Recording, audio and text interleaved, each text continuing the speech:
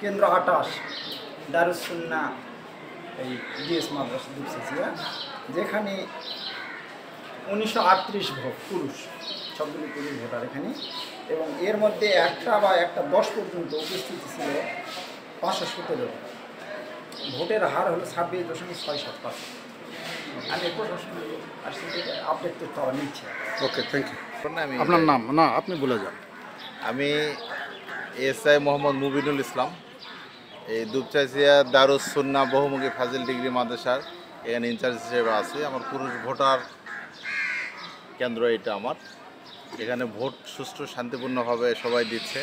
এখানে কোনো প্রকার অপ্রীতিকর ঘটনা বা কোনো কিছু ঘটে নাই।